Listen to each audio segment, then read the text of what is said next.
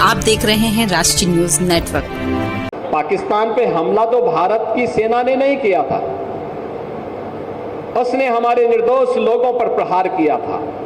धर्म पूछ करके गोली मारी थी, 3 वर्ष तक के बच्चे को गोली मारी थी।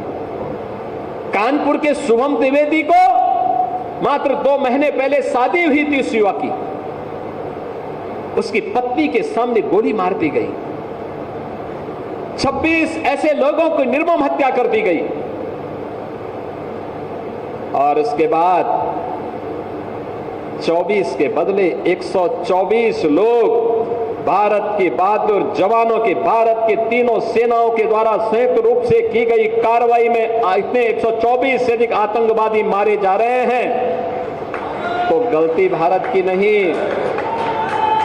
पाकिस्तान के उन लोगों की है जो लोग पाकिस्तान में बैठ करके आतंकवादियों को प्रश्रय दे रहे हैं, आतंकवाद को पनपा रहे हैं।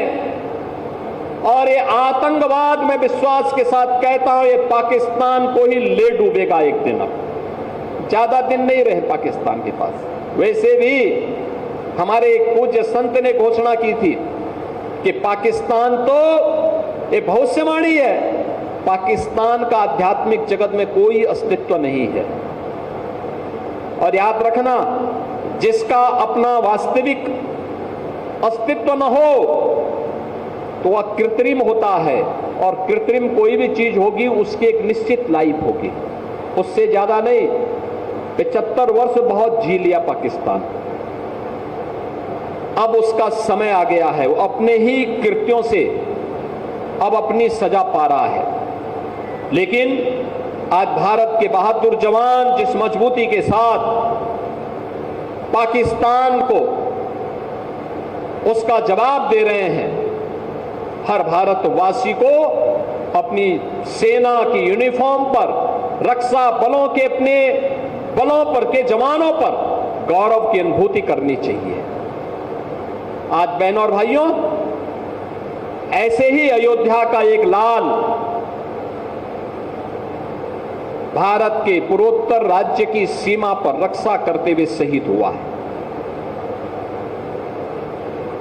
मैं इस अवसर पर श्री शशांक तिवारी, जो लेफ्टिनेंट के रूप में वहां पर कार्य कर रहे थे, भारतीय सेना के जवान थे, उनकी शहादत को नमन करते हुए विनम्र श्रद्धांजलि अर्पित करता हूं और परिवारजनों के प्रति अपनी संवेदना भी व्यक्त करता हूं। हमारी सरकार ने तय किया कि हमारी सेना हो या अर्धसेना, देश की सुरक्षा के लिए या आंतरिक सुरक्षा के लिए जो भी जवान शहीद होगा, सेना अर्धसेना बल के लोग तो उस परिवार को सहयोग करेंगे ही, हम राज्य सरकार की तरफ से भी उस परिवार को 50 लाख रुपए की नगद सहायता देते हैं। परिवार के एक सदस्य को सरकारी नौकरी भी देते हैं और साथ साथ उस जवान की स्मृति को बनाए रखने के लिए स्मारक का निर्माण भी हम लोग करते हैं। बहनों और भाइयों, हमें इस बात को याद रखना होगा कि सनातन धर्म के कारण ही हमारा वजूद है, हमारा अस्तित्व है। हम सब कुछ स्वीकार करेंगे, लेकिन अपने देश और अपने धर्म के खिलाफ कुछ भी स्वीकार नहीं करेंगे। यह हमारा संकल्प होना चाहिए।